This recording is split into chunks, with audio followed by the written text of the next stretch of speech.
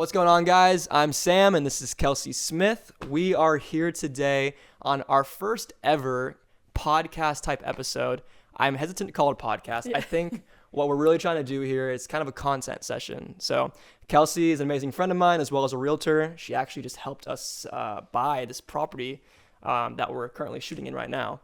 So thank you for joining on the first ever podcast content session episode, Kelsey. I appreciate it. Thank you so much for having me. It's a big honor to be a part of your first ever content podcast session. So I'm excited to be here. Amazing.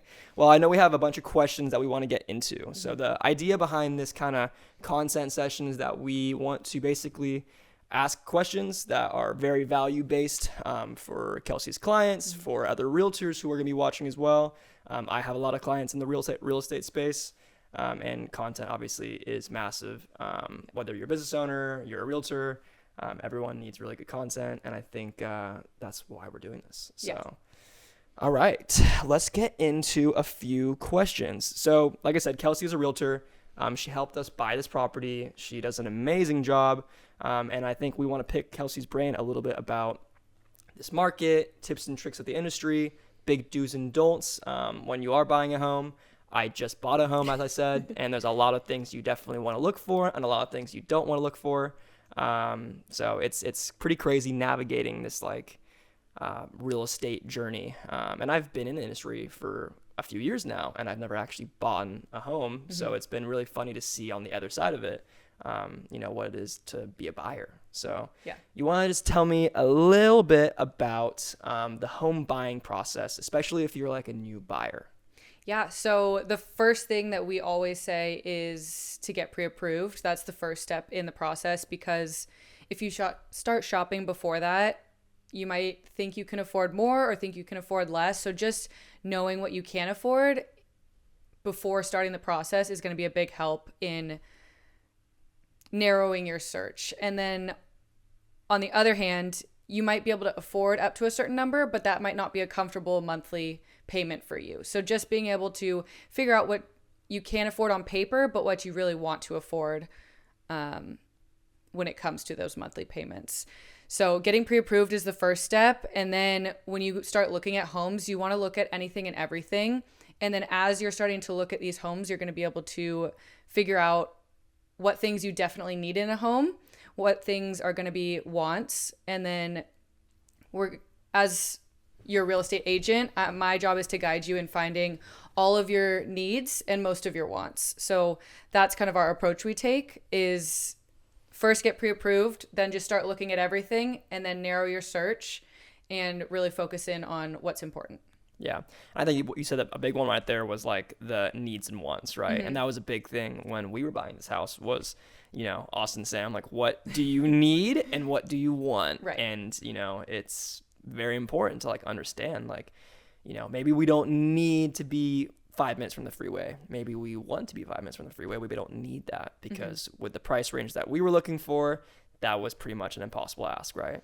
And I think we realized later that we really wanted a modern house. We wanted something that was, built in the 2000s, not something that was built in the 50s and then updated, which I think was part of the journey of finding a home was, figuring out, okay, what I actually want versus what I thought I wanted. Right.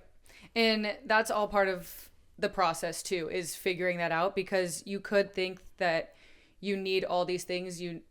Maybe location's more important when you first start your search. And then as you're seeing more homes, maybe an updated home like you guys was more of a priority than location in the long run. So it's all about trial and error. And that's why the search can take some time, but it's good to be patient, because ultimately you'll find the right balance and you'll find all your needs and some of your wants. And Kelsey was very patient with us. She, we dragged her through the mud for what?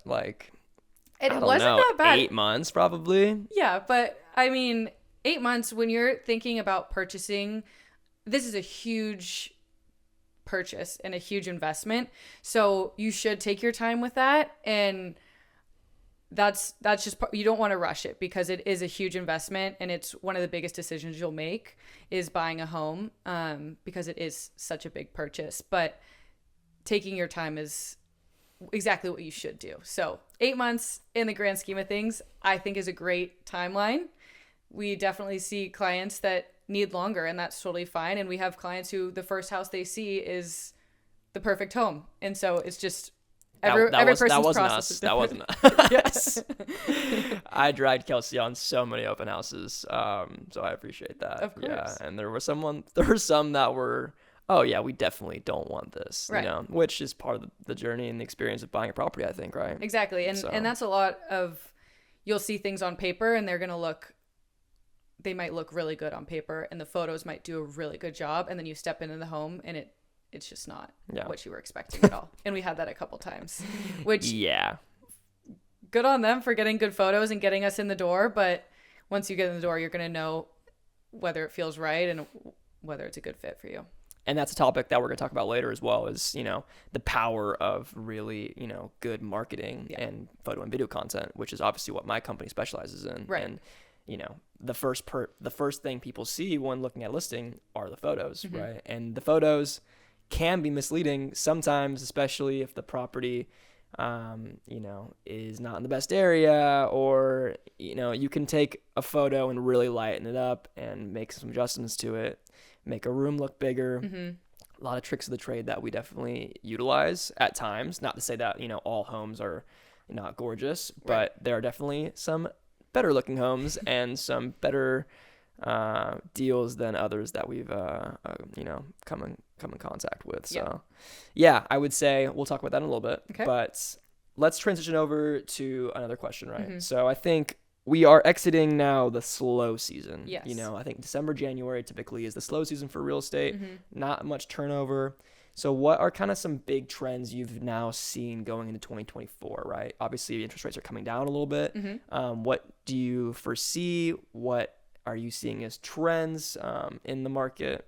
Yeah, it's actually super interesting this year. So typically our slow season for real estate is going to be right about Thanksgiving with a little bit of a break at the beginning of December and then through December, through the new year. And it usually takes about, like you said, through January to really see the market break open because spring is ultimately the busy season of real estate. However, this year it's very interesting because the second we got back from New Year's, like the week after New Year's, we saw a huge rush of inventory come on, which is very unusual.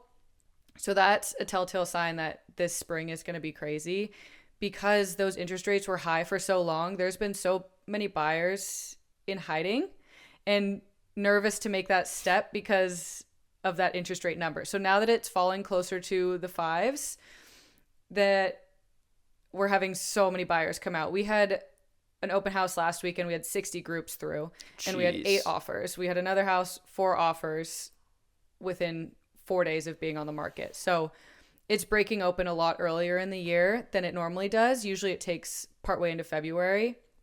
So that's really interesting. That's kind of the trend we're seeing right now is a lot more inventory is coming on because people are willing to sell their home. Right? People are willing to sell now because of the interest rates. So on both sides, buyers and sellers are both looking at the interest rates and taking that into account when they're buying or selling. Because if interest rates are high, no one's going to want to buy your home if you're selling and vice versa. So it's been interesting now that Unless it's a cash offer, right? Unless it's like an all cash offer. Not necessarily. We're seeing a mix. So we're seeing the serious buyers, they're coming out. And like I said, they've been having to wait for so long that now that it's low enough that they can make sense of it, the interest rate that is, they're coming out. Yeah. Okay. Good to know. Yeah. I mean, we were able to obviously buy our house in December. We locked in, well, we got a below market rate, which is fantastic. Yes. But still, I think the interest rates were like, 7.25% or something like that.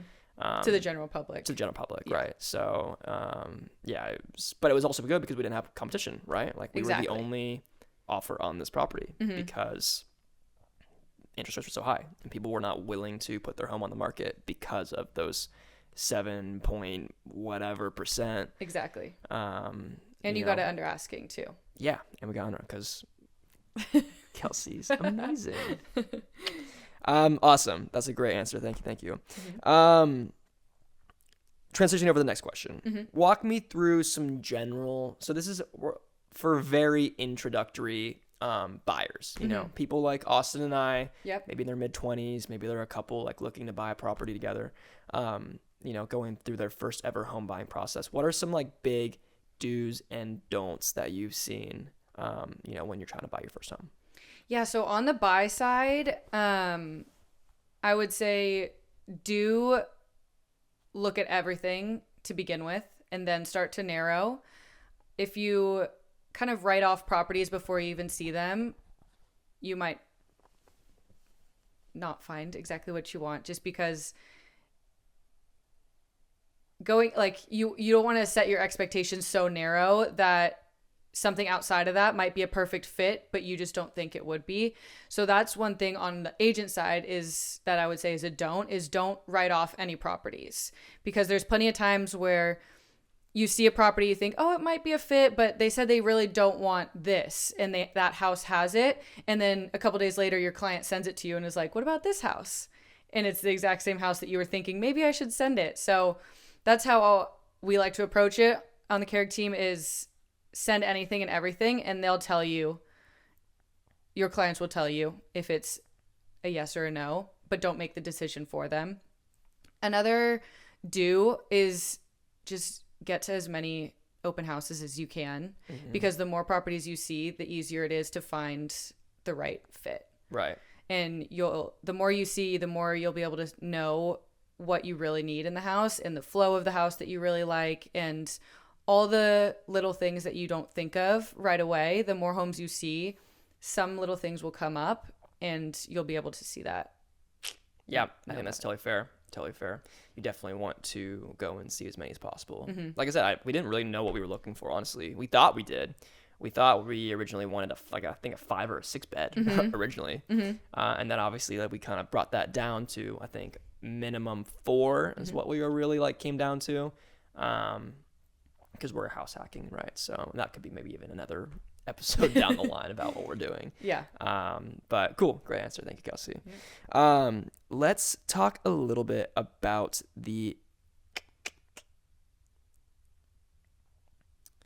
let's actually talk about this real quick, and then we'll transition in, because it kind of goes hand in hand. Okay. Can you just highlight for you first, and then I'll kind of pitch off of that, the importance of good real estate marketing, right? So just for your own personal brand, for your team, and then maybe transition into how you market for your listings that you're selling. Yeah.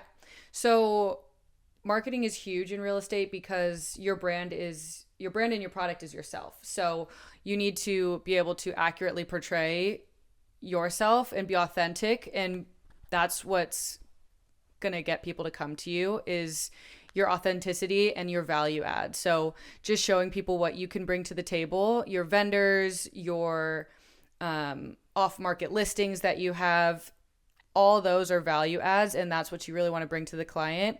And the best way to show that is through marketing. So whether it's our listing presentation or our social media or just our conversations that we have, marketing ourselves it's constant. So just making sure we're representing ourselves to the best of our ability and authentically is huge. And then when it comes to marketing our listings, we kind of touched on this earlier, is listing photos are huge. It's the first impression. So first impressions in the industry are everything, whether that's client to agent or buyer to listing. So the first thing they see about this listing is going to be the photos, and you want those photos to accurately represent the home, but also get the buyer in the house. And that's our biggest goal, is just to have our photos encourage buyers to come and see the house in person, because that's what's going to sell the home, is getting buyers in the door.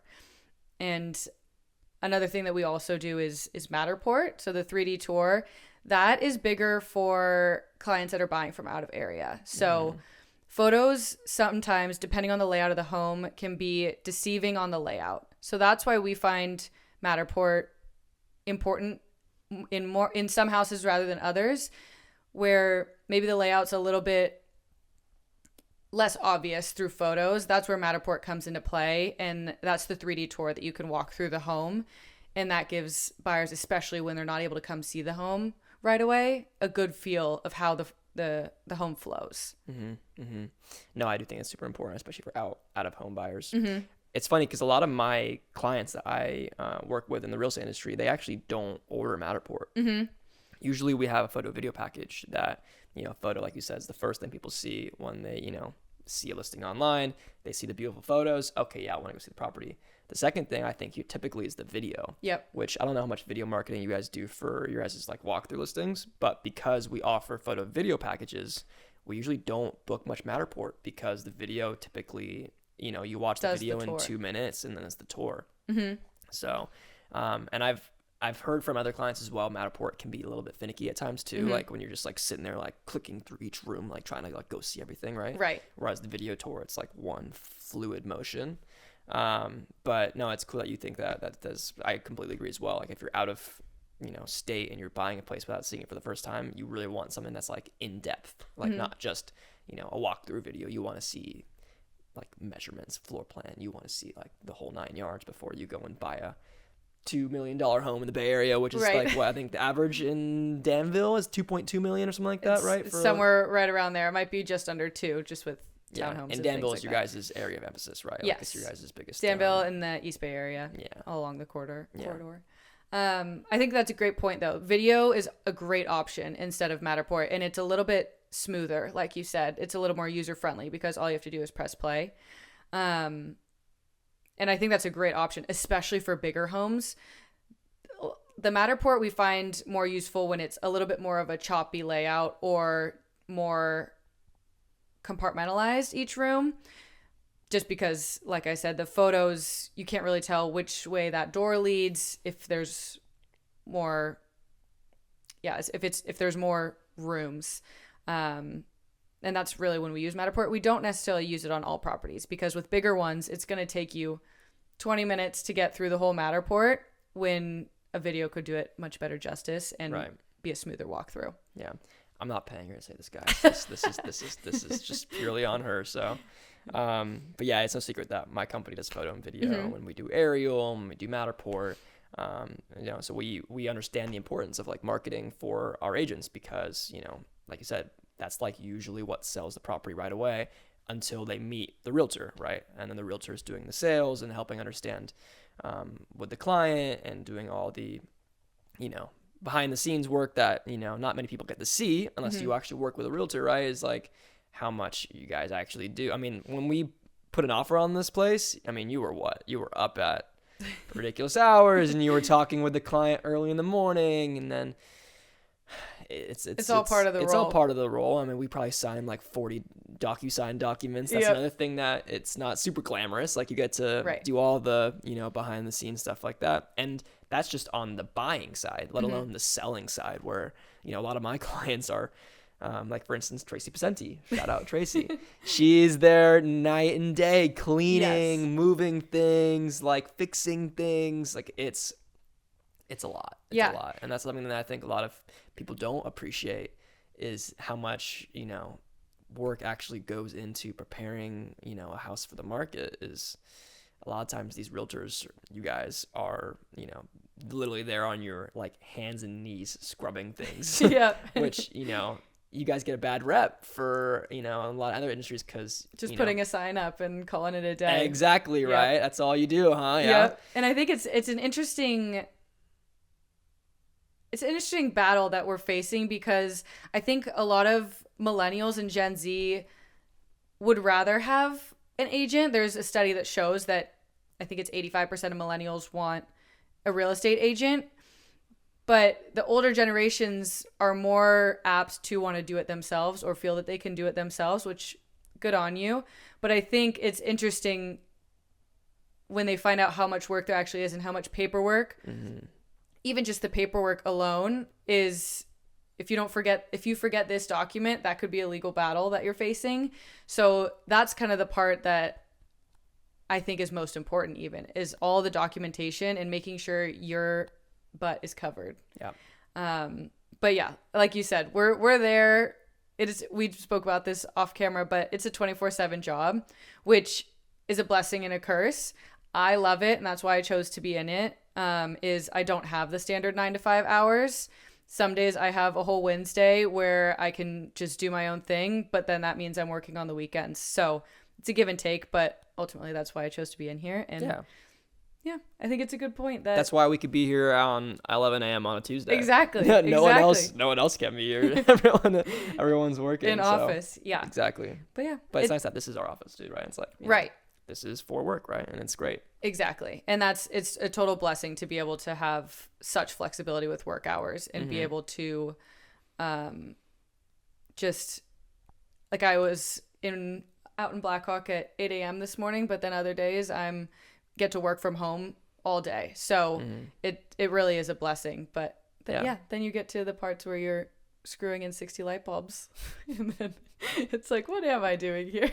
But it's all good. It's okay. It's the same thing when you're a business owner, like just in any industry, right? It's like you do some of the not so glamorous stuff behind the scenes. Yeah. And that's also what As I with actually most jobs. want to talk about as well. Like not, just on like this kind of content session is, I'm going to talk a lot about like the behind the scenes of what I do at like my media company, and like, I think it's really important for people to see. It's not all, roses and dandelions. It's a lot of just shit that you have to deal with as a business owner. And, it's also a big risk too, right? It's massive. You could also not sell a home all year. Exactly. And then you make zero.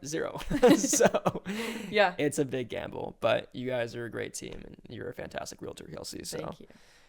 Let's pivot over to another question that we got. What is the best way to market, and I say ugly, but it, a not so that needs love. A home that needs love. Thank you for, the politically correct term. Yeah. A home that needs love. How do you market that listing? Yeah, our approach is we always do what the seller's comfortable with. So if a seller wants to do nothing, then that's fine. It's going to be reflected in the price. So it's a fixer. People are going to know that there's quite the buyer pool for fixer uppers. So that's not really an issue. So even if it's not even a home that is run down, just a home that's outdated, there are plenty of buyers that are going to be interested in that. In this market, those are the ones that are sitting a little bit longer, just because we think it's based on interest rates, right? So if they're spending all this money to purchase a home, they don't want to have to put extra in. And that's just what we're seeing, the trend right now. Whereas back in 2020, when we had the crazy housing boom, people were buying anything and everything because they just wanted to lock in on a home and they were willing to put in the work for a fixer-upper. So if it's a fixer-upper, we are more than happy to market as a fixer-upper if that's what the seller would like to stick with it as. Other times we have sellers that are more willing to work with our vendors. We are very lucky to have some very reliable and good vendors that do great work. So at below market rate, which is always a plus. Yep. So we bring in our vendors, and on a lot of our listings, we recommend what we see that brings the greatest ROI, and what we recommend is either new flooring, new carpeting, or cleaning the flooring or cleaning the carpeting. Right. Fresh paint or touch-up paint. And then touching up landscaping, because like we said, first impressions are everything. The first thing you see when you drive up to the house is the landscaping and the exterior. So you want to, whether it's conscious or not of a buyer, that's going to make an impact on how they walk into the home, whether they walk into the home still excited to see it or if they've kind of been turned off a little bit. Yeah. So those are three big things that we always recommend. We have a property right now that we're working on that we have a property right now that we were working on that it was given over to us midway through December. So we had a little bit over a month. We're going on the market next week, but it's a 6,300 square foot home. So it's a huge home. Every square inch was covered in wallpaper. So we went in and just completely took off all the wallpaper with the seller's approval. Mm-hmm. And they're walking through us in every step of the sense. So we're getting their approval on paint colors. And some sellers, they don't want to be involved. They just want to say, we trust you. Here's the keys. Let us know when we're putting it on the market and when I need to sign papers. Mm-hmm. And there's others that want to be involved in the design process. It's really fun. Yeah. So there's people who want to be involved in picking out new mirrors and new light fixtures. So Yeah, we spent the last month, our vendors have been working tirelessly getting wallpaper off 6,300 square foot of house. And we've freshly painted it all, put all new light fixtures throughout, and it looks beautiful. Yeah, no, I bet.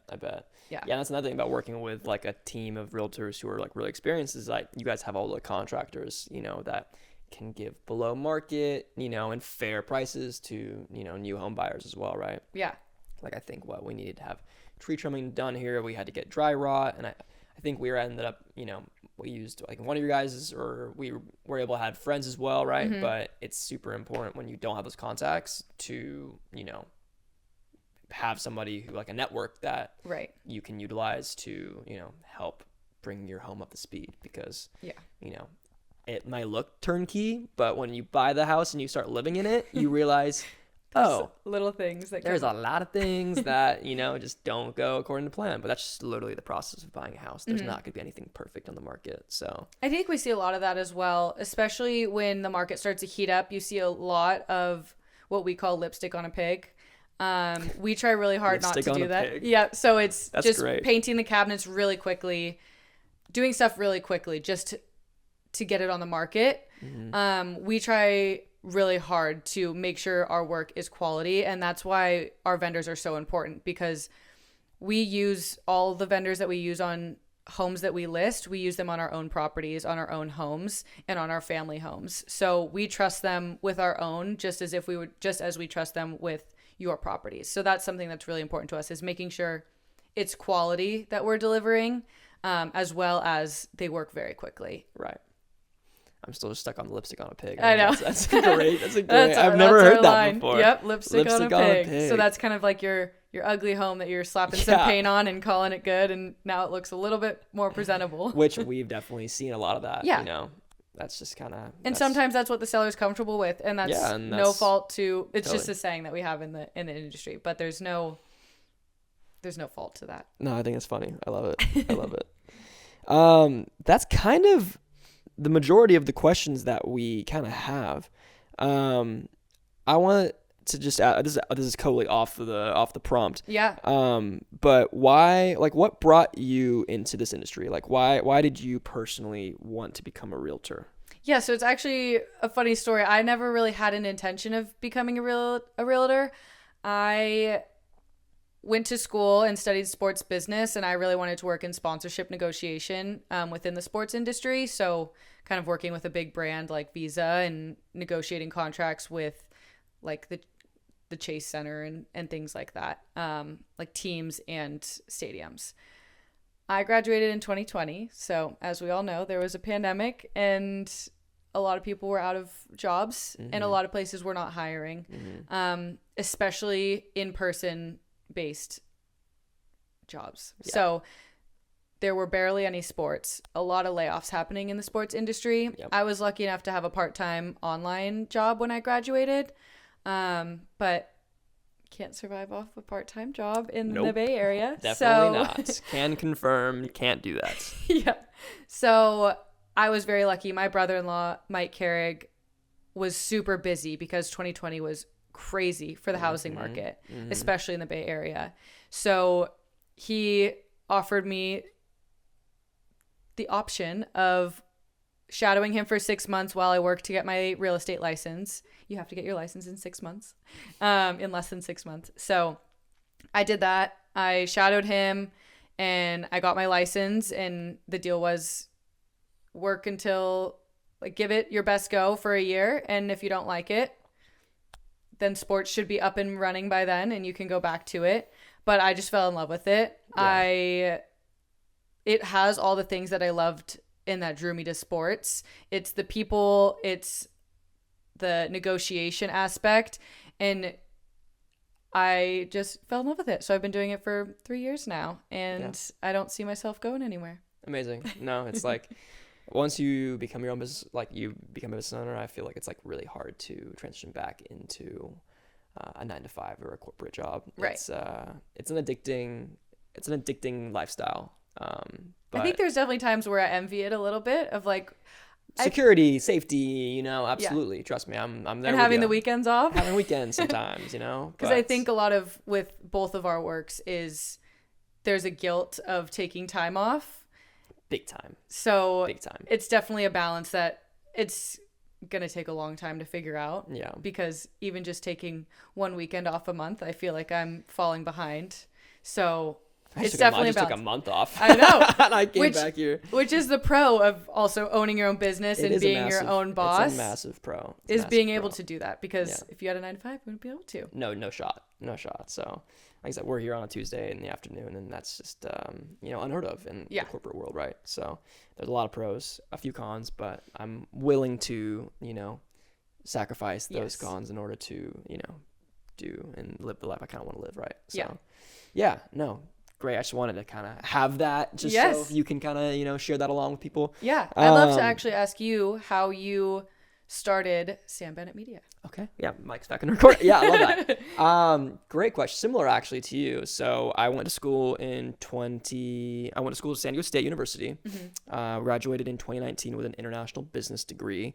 But I fell in love with traveling probably like around 2017, 2018. I took off on my first ever solo trip to South America. I studied abroad in Buenos Aires, Argentina. I was traveling for 3 months, just living out of a backpack when I was like 19 years old. And that to me was like the coolest thing ever. I loved every second of it. I fell in love with it. I fell in love with the backpacking lifestyle and mentality, living minimalistically. So that was probably 2017, 2018. And after I went on that trip, I realized that like I just didn't want your regular 9 to 5 corporate job. So I spent so long trying to figure out what I really wanted to do, and how to pay for a lifestyle that allowed me to travel and live freely. So fast forward to graduation, I was applying for jobs like any other college kid does, when senior year and everyone starts saying, "Hey, where are you going? Like, what are you doing?" I'm like, I'm just kind of enjoying figuring it out, right? So I really knew I was good at sales, and I was good at, speaking. So I was applying for sales jobs. And as I was applying these jobs, I just realized like, wow, this is just so not me. Like, I think it would like suck my soul out if I were to take a job like this, right? And I actually got turned down by Gallo Winery, or Gallo, the family, Gallo. So they're like a big company. A lot of people work for them right out of college, right? Okay. Got turned down by them. And that was like the biggest godsend for me, because that made me, I was like, okay, this is for sure not it for me. I want to just go and travel and make some money on the side. So I ended up basically taking a whole year off after that, almost like a gap year in a sense, but I was actually going for the idea was to go for a lot longer. Yeah. But I just traveled the world basically. So I went to Europe first for 3 months. I think I hit like 10 countries, backpacking as well by myself. At that point, I had friends along the way from my past trips. I have family in Europe as well. So I basically got to do that for 3-4 months. And then I came home briefly. I got my TEFL certification, which is basically how you teach English in a foreign country. You don't necessarily need it in some places, but I was able to get it. I did an online course, super simple and quick. The idea was to actually move to Southeast Asia and teach English, which is actually what I did. I moved out to Asia in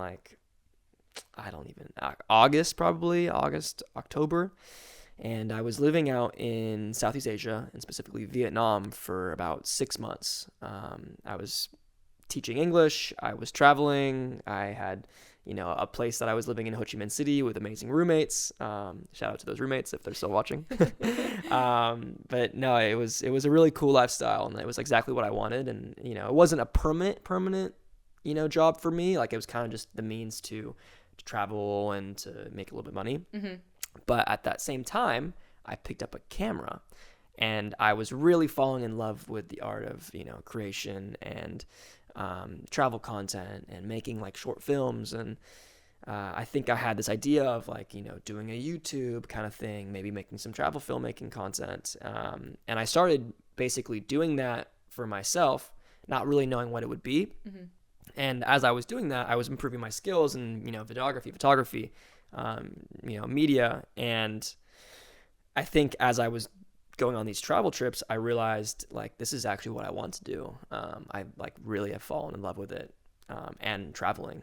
So I think that entire trip ended up becoming just me wanting to make a career out of making media, and then at that same time that realization happened, COVID hit, and I basically was like, well, the world's ending, I'm gonna move home. Right. Vietnam, not the place to be No. when there's a pandemic. Yeah. So I was able to get out of there. Haven't been back since, which is unfortunate because Vietnam's an amazing country and I absolutely loved every second of it. But moved back home and then had all these skills I had built for the last, 1 to 2 years of just picking up a camera. And I was like, well, why not just start it now? Everyone's kind of in this space, like you said, where you don't really know what's going to happen. We're in this very like dead job economy. Let me just go full time into this like media thing. And that's when Sam Bennett Media was born. Right. So, and then I started working in the real estate space. I started kind of gaining some momentum with some clients, and I had an amazing community here in the Bay Area that I already had from living here. And then it kind of just snowballed.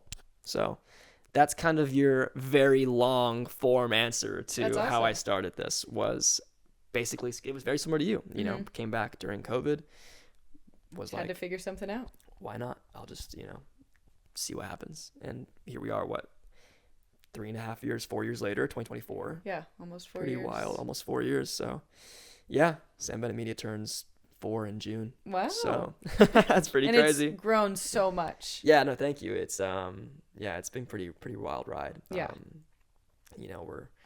We're in the real estate space. We're in the wedding space. We do commercial and corporate production. So we do a lot of different things. We got our hands in a lot of different jars. I run a team of 25 creatives now, so all photographers, videographers that work in the different spaces that I work in, that I outsource a lot of my projects to. I have a full-time assistant. I work with 3 post-production teams. It's been crazy, you know, and like I love the business side of it as well, which is my favorite thing to talk about, which is why I think this content session will start to be a lot about the business side, right? And I think a lot of creatives in my space don't understand how to run a business properly that well. Yeah.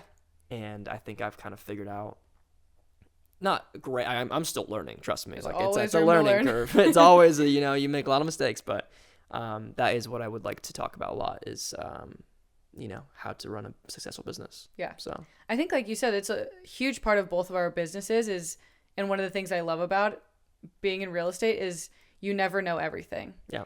And you're always learning something because there's new things coming up, there's new things coming out, and there's always questions that come up that you've never come across before. And same with you in business and with new tech coming out and new platforms coming out and just trying to be ahead of that curve. That's the best thing we can do in both our industries. Yeah.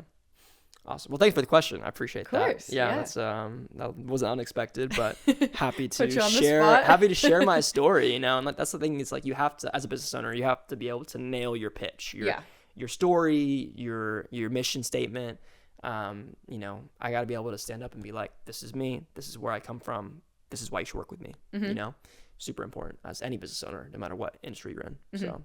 So Kelsey, tell me a little bit about the do's and don'ts that you've seen as like a first-time home buyer.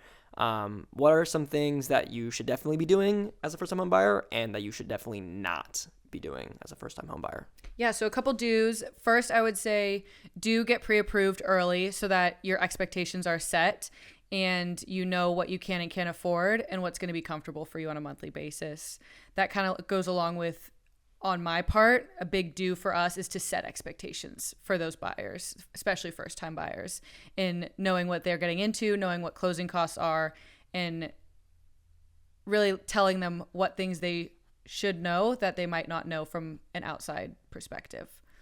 Some don'ts, I would say, from my point of view, don't assume your client's not going to like a house until you show them. So show them anything and everything until you really start to narrow, because you never know what's going to be the perfect fit until they walk into it. Even if they said they don't want a third bathroom, the house might be perfect aside from that, and they'll be willing to live with that.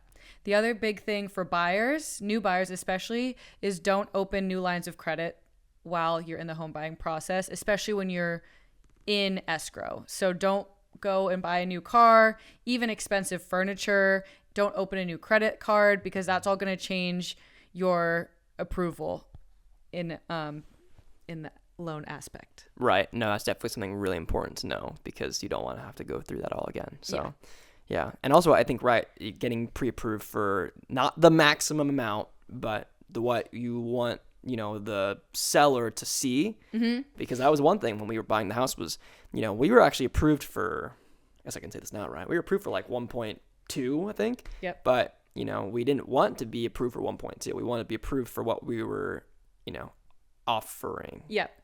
So that's something we do is, so you may be approved up to 1.2, but that monthly payment might not be a comfortable number. So maybe a comfortable number is $950. Then you can get a second approval for that, and we shop under there. But like you said, the reason we got multiple pre-approvals is when you come in with an offer, you want it to be right around where you're offering, so that, especially in negotiation, you have more negotiation power on your side. Yeah, no, super smart.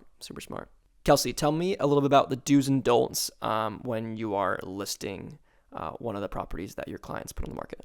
Yeah, so one thing we like to recommend to our sellers is don't start doing improvements until you bring in either a designer or a real estate professional, because we're going to be able to guide you in what improvements are going to give you the best return on your investment. We don't want you spending unnecessary money when you could be spending it somewhere else and get a return on that investment. And then I would also say, so do bring in a stager or designer, and don't start improvements before you bring those people in. And the other thing for us as agents is don't underpromise and overdeliver. So you always want to overdeliver. If you overpromise and underdeliver, you're starting off on a bad foot. So you always want to overdeliver. So you want to set expectations at a fair line so that you start on a good foot.